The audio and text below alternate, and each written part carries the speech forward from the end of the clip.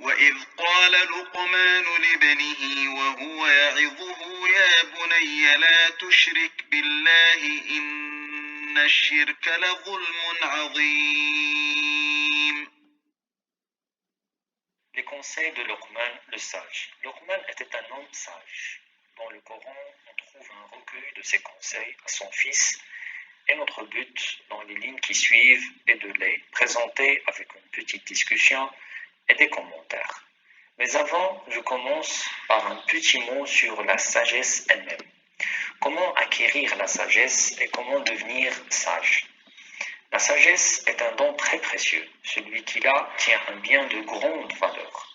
Si on veut l'obtenir, il faut tout d'abord connaître ce que c'est. La sagesse est le savoir religieux. C'est aussi avoir les bonnes opinions. C'est aussi faire ce qui est correct. L'un des compagnons a dit « point de sagesse sans expérience ». De ce qui a précédé, on peut dire que la sagesse est obtenue grâce aux expériences de la vie, en plus du savoir religieux qui nous permet de bien tirer profit de ces expériences et d'en tirer les bonnes leçons et les bonnes conclusions. Sans expérience, notre savoir reste relativement théorique et sans connaissance, les expériences ont peu de valeur. Car c'est quoi la valeur d'une expérience dont on ne tire pas les principes corrects pour le reste de notre vie? Il faut donc passer beaucoup de temps avec les sources de savoir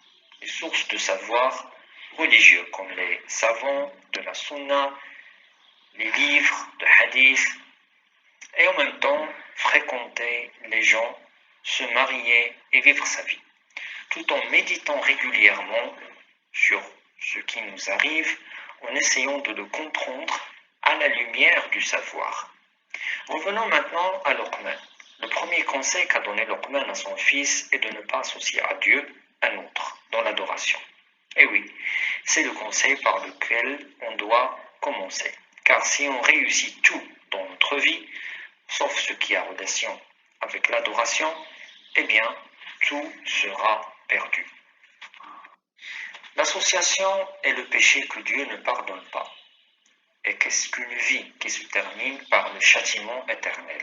Ne pas donner à Dieu d'associé veut dire ne diriger aucun acte d'adoration, prière, jeûne, invocation, pèlerinage, don de charité, et ainsi de suite, à un autre que Dieu.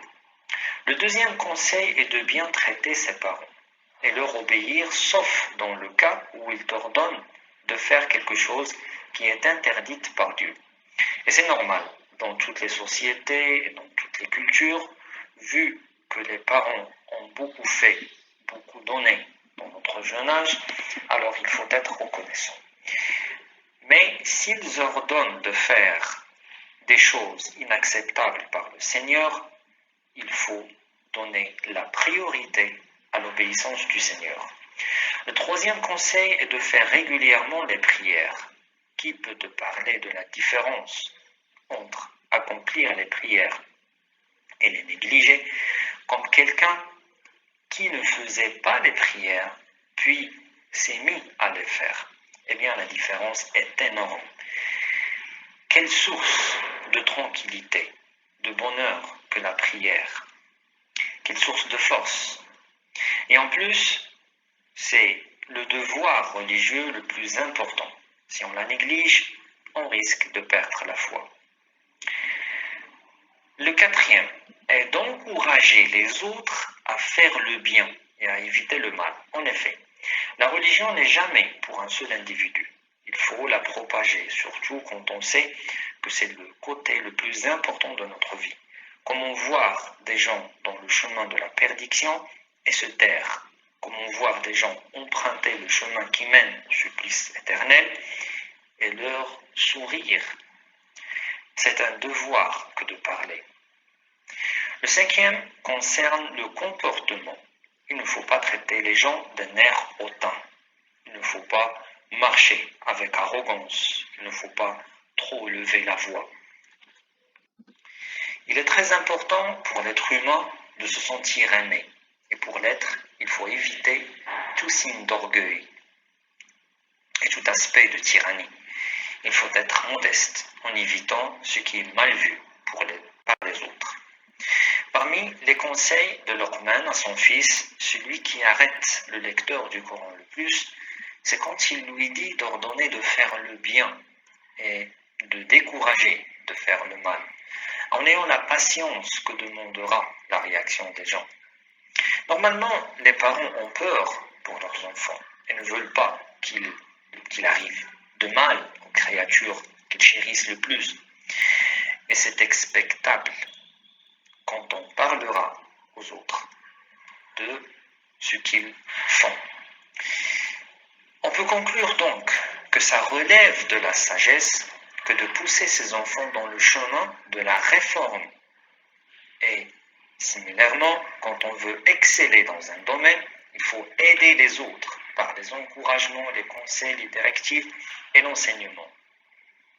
De ce passage coranique, on peut déduire que donner des conseils à ses enfants relève de la sagesse, qu'il faut commencer par le plus important, puis ce qui suit selon l'ordre de priorité. Qu'il faut que les gens âgés fassent profiter les jeunes des leçons de la vie et des bons principes qu'ils ont appris. Qu'il ne faut jamais obéir à quelqu'un dans la désobéissance de Dieu.